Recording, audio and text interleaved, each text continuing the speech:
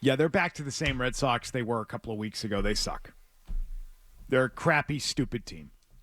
That's what they are. Drop ball. Yeah, defense looked good. Yeah, defense was spectacular, huh? You could have swept this series if you just make some plays at second base, which you sent Christian Campbell down to do. It was such an emotional win on Friday night. You score in every inning from the third to the seventh.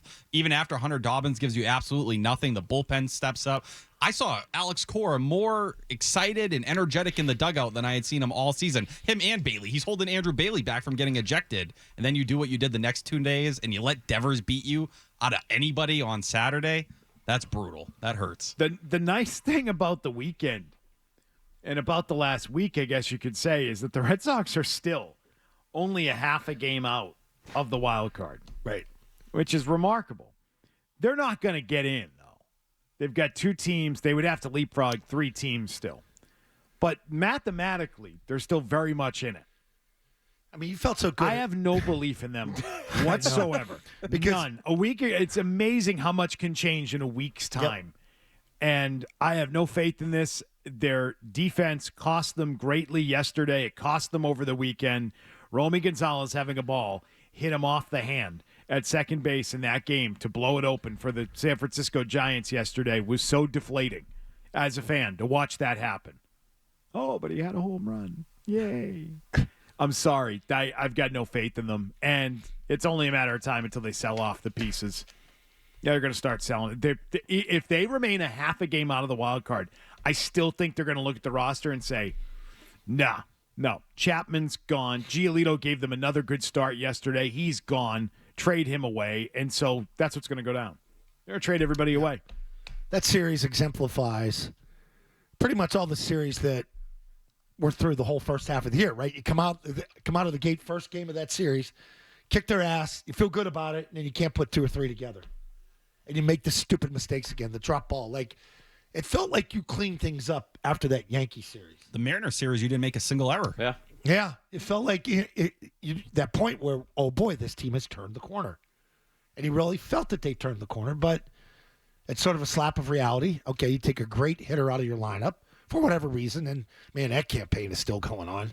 But you thought you were past that. You know, and you pitched him. You pitched well to him, and you didn't let him beat you for it. Then you let him beat you. Then it's like, oh man, here we go again.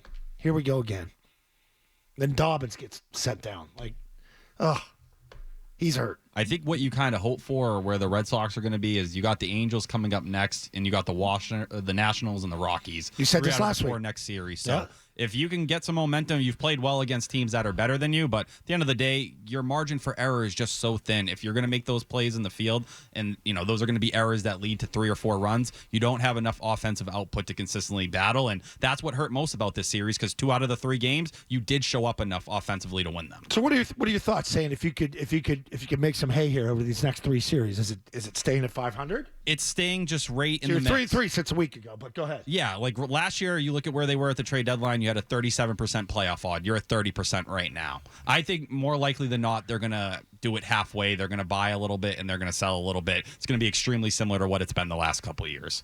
That's what it feels like right now, and maybe that's a Chapman and a Duran on the way out. You trade for another reliever and maybe a controlled piece that makes sense for you, not only this year, but 26 and 27. Tim, you lose Duran and Chapman, and they replace them with 2 other guys. How are you going to feel about the baseball team? I mean, look, I'm on board with moving Duran at this point, by the way. What does he do for you? If you're going to sell off some pieces, he's an that's asshat. Yesterday just exemplified that.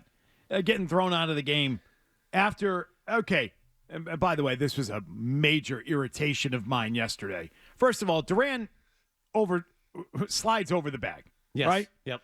So that's on him, number one. It looked like on replay that he did get a finger back on the bag. The still shot does, yeah. The still shot makes it look like he got his finger back on the bag. Is it definitive? Well, no, because the glove is a blur in that still shot. So I don't know. I don't know how they look at those things, if it's similar to the NFL when they say it has to be absolutely concrete, irrefutable. I think you look at it, it looks like he did get back on. But do you blame them? And do we need a review of that play? Because it looked like a guy who overslid the bag and was out. Okay? That jackass who had already screwed things up in the field then gets himself tossed from the game. Yeah, he had the triple whammy. Yes. And then he covers his mouth, and all I could think was, did he call him that slur that he was throwing around last month. That's all I could think I'm about. gonna say with him, no. right? He does not have emotional maturity that we know about that player, right? And then he gets himself tossed, and then the manager gets tossed, and like, what a pain in the ass all of this is. Just don't overslide the bag, and you're not in this position, right? You know, we're going to go frame by frame by frame to prove to you that the tip of my finger was touching the bag. I mean, it gets tedious at times. What, you think that was a fake promo? Because I really don't think that one was. But My tip of the finger was barely touching the bag. That's kind of one. what's the bag in that innuendo? Oh, a ball sack. That's what you're trying to say? Oh, okay. Anyway, we move on. What? I'm gonna say you can't say that. You absolutely can. I would even. No. I would even. How do you carry footballs How to do the you game? exclude myself from Have you ever saying seen that. the mesh bag of footballs or that's basketballs? yeah. That's a ball sack. Can't say that. There's so many It's a different kinds of sports ball term. sacks. though. It's a sports term. We can say ball I sack. absolutely can say We that. can say ball sack now. You, Can't say that. you absolutely can. on the ball sack. Sack of balls. Yeah. This is great. Yeah, we got practice today. Don't forget the ball See, sack. I would have pushed back from that. Now I'm in. That's great. I don't know why that's a problem. It Man. shouldn't be. That's what I was talking about. I don't know. was quite I don't know where your mind went. That might have but been the most graphic thing you've ever said. Anyway, it's because it's not. No. It really Jeez, isn't. T-Bone. It really Yeah. isn't. All right. Anyway, they I gotta lead. get my mind out of the They gutter. That's led post game with that. The game was over at that Yes, point. that part's This is where 100%. you Like, lost your mind. they Mr. led their effing post game show on Nesson with that. That's pathetic. That has nothing to do with the team itself, other than their propaganda network that they run. Well, they did that in Detroit too when they lost on a walk off, and then they opened their post game with the Rafaela catch that bounced to Willier. That's a media gripe, though. Yeah. That is a total media gripe. You clowns are going to lead your post game with that. I think that was the story of the game. That's the impact when TC's not there. I think that's the difference. I think if TC's there, that's what you're getting. You're getting what the actual game was and not that moment. I would hope so. Is he the producer of the program? Who's Very the... heavy influence on all of that. Okay, wow. We'll get some inside Nesson scoop FOM, there. friend of Milliken. Yeah, I mean, okay. Well, Don't cross any of them. Who was on the desk yesterday? Alana Rizzo. No, the former player there. Who was the guy?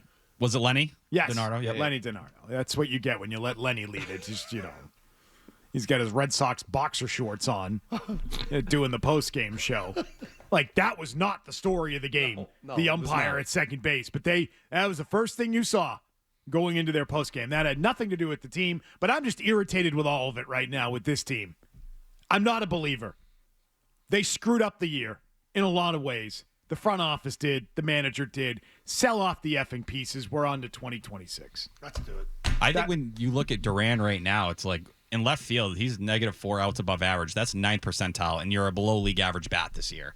With what Ceddanne Rafael is doing, where he's almost tripled you in WAR, and I've had all Rafael these has essentially thoughts. been the same bat. Ditto. No, but in what he's doing defensively. Talk about That's the Rafael. war I was thinking about How many this weekend, plays in yeah. the outfield he made this series that looked so easy, but they clearly weren't. Like, the Red Sox are going to want to keep Rafaela because they extended him and they believed in that player. It only makes Duran moving more and more likely. Willier Abreu coming back from the IL and swinging it. Duran going to DH to start this series. Aren't they kind of telling you who the odd man out is at this point? Yeah, the last DH they traded to San Francisco. Maybe now that Duran has been the DH. musical they'll DH ship- now. How much ship him How somewhere fun. as well? Musical DH. It's Yeah. a musical DH and musical lineup, and it's a guy unbelievable. mixing and matching the lineup that can't coach, that can't manage, Yes, a manager who can't manage and a lineup that mixing up the lineup every day. isn't great. And there's no Zidane Rafaela hitting 6th. You have a Zero lineup that would consistency. frustrate a little league coach. Seriously. There are little league lineups that are far more consistent than this one. Yeah. This one's a joke. It's all over the place. It's all over the map. And then meanwhile, you had the backdrop of Rafael Devers being on the other team this weekend, which was so strange, so odd. And the Red Sox continue their campaign against him, and they're doing it through an unlikely guy. That is David Ortiz, who is clearly on the take. It was the best private jet John Henry had ever rented, was the one that got David Ortiz back to the States.